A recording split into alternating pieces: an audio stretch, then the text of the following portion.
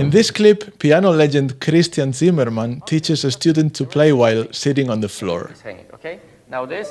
That raises many questions, like what the hell is he doing down there? Or is he actually teaching anything valuable or just showing a party trick?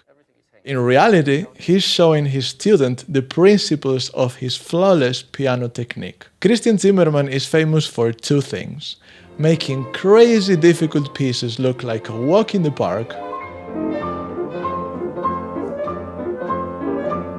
and controlling the tone and the sound of every note he plays with surgical precision.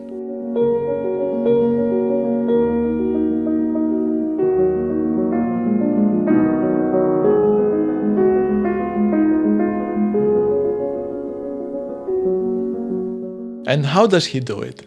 That is exactly what you're gonna learn today. I was very lucky to have a very special teacher a few years ago, who was a student of Zimerman herself. Her name is Justyna Dańczowska. I studied with her for 2 years in Poland, and looking back, she was probably the most influential teacher I've had in my adult life. Every hard passage I struggled with, she could play effortlessly and beautifully, and I was impressed every single time. That wasn't just great technique, that was elite piano playing.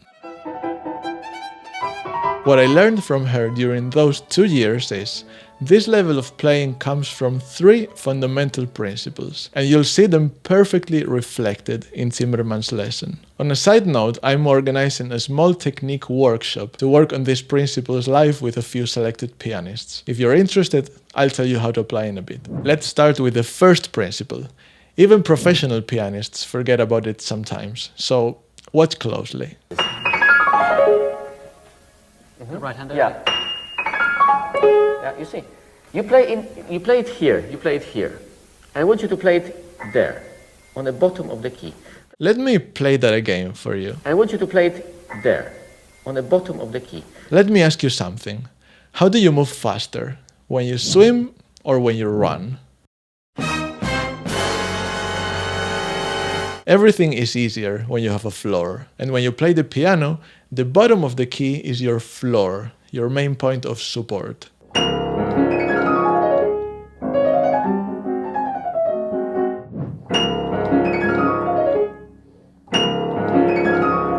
This is the student playing on the surface of the keys.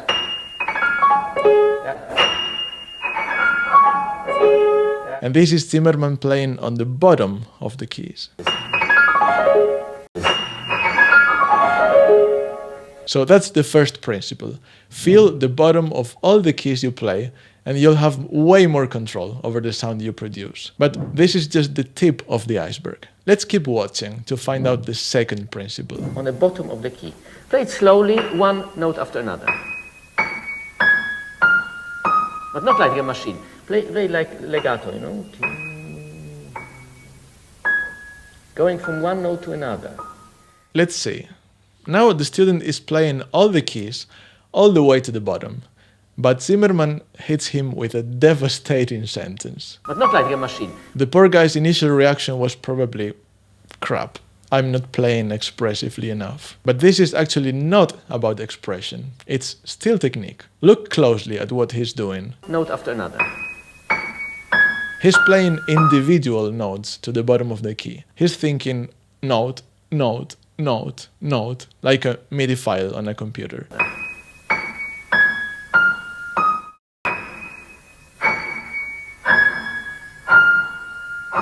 And that's normal. That's a totally natural reaction to your teacher telling you to play more to the bottom of the key. But Zimerman wants to go even deeper. He doesn't want individual notes. He wants a line. He's asking the student to connect one note to the next, and to the next, and to the next, so that this becomes this.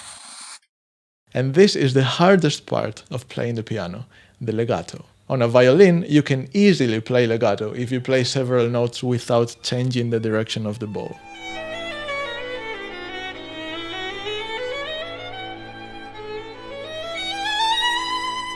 A good violinist doesn't play like right? Or on a clarinet, you can do the same by playing several notes under the same breath.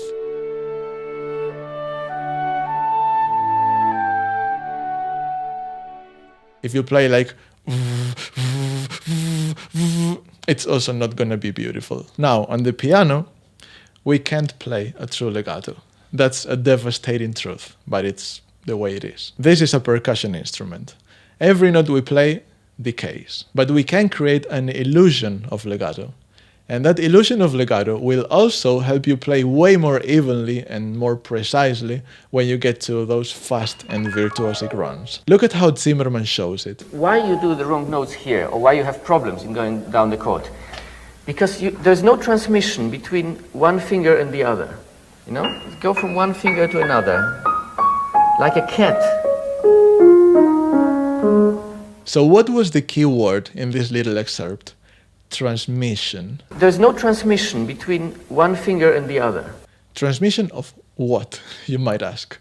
And here's the second principle. Transmission of weight. The moment you understand this concept, everything suddenly makes sense. So let's talk about weight. Let's say your arm weighs 10 pounds or 5 kilograms if you use units that actually make sense. They don't call it a quarter pounder with cheese? Oh man, they got the metric system. They wouldn't know what the fuck a quarter pounder is. Anyway, if you sit at the piano like this, you're holding a lot of weight.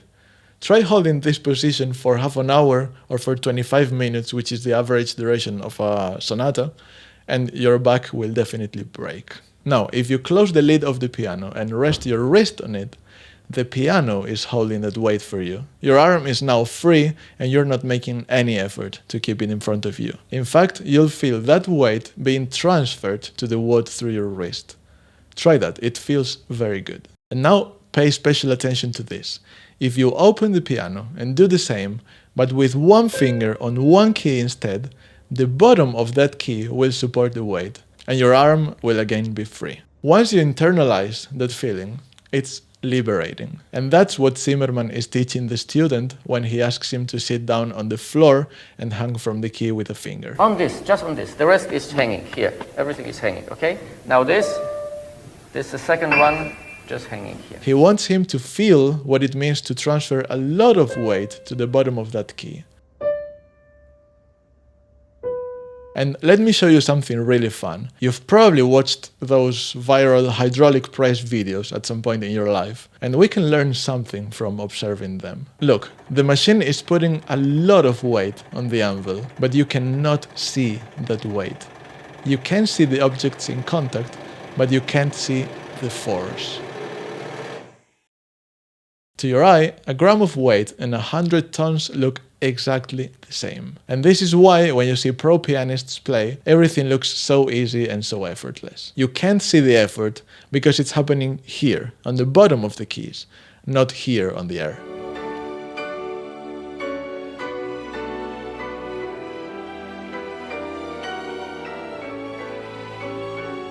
Anyway, now that this is clear, playing with different dynamics is the easiest thing ever. Your arm can release or hold as much or as little weight as you want. The more weight you hold in your arm, the less you transfer.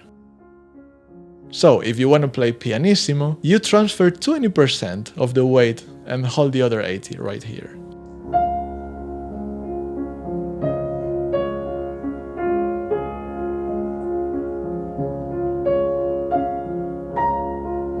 And if you want to play louder, you transfer 90% of the weight to the keys and hold the remaining 10%. And if you want to make a diminuendo, for example, just progressively reduce the amount of weight you drop on the fingers.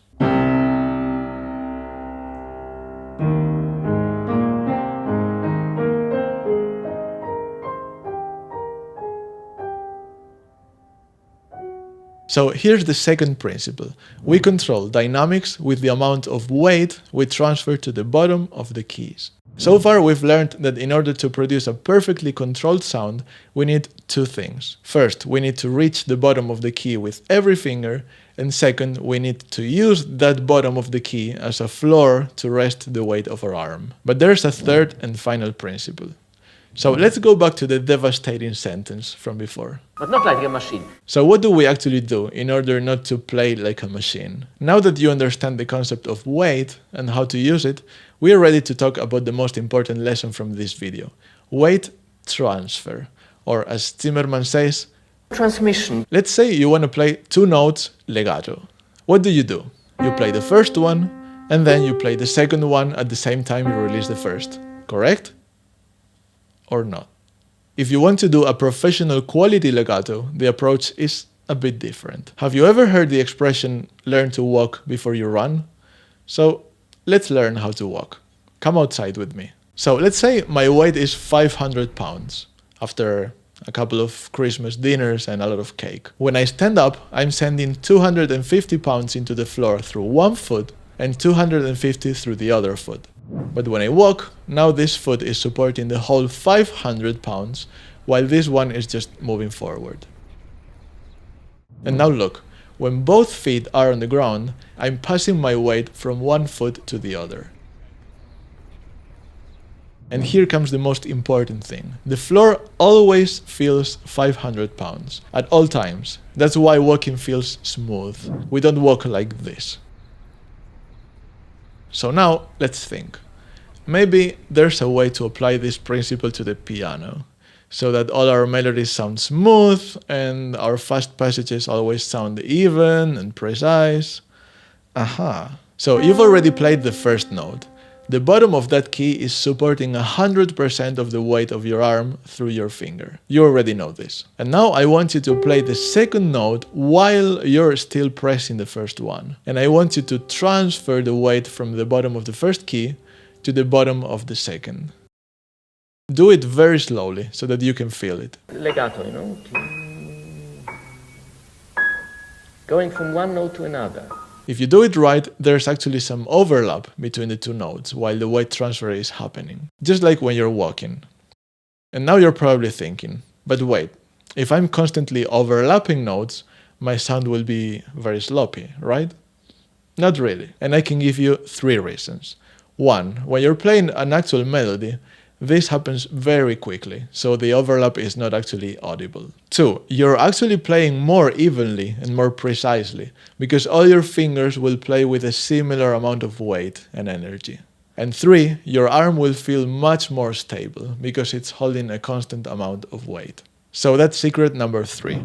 Use weight transfer to your advantage. If you want to play faster, cleaner, and with much less effort, gravity is always your friend. So now you know 3 important principles for elite piano technique. If you'd like to work on them live with me and make sure you're applying them in a correct and efficient way, I'll be holding a special technique workshop at the end of this month. It'll be an interactive event, so you can play any passage you're struggling with and we'll work on it. And hopefully you'll take home some really valuable insights. Here are the dates for the 2 sessions. And if you want to take part, click on the link in the description, leave me your email, and I'll send you all the details and the application form. And once you've practiced the weight transfer for a while, you can apply it to any technical passage. For example, something I regularly warm up with is the ending run of Chopin's first piano concerto.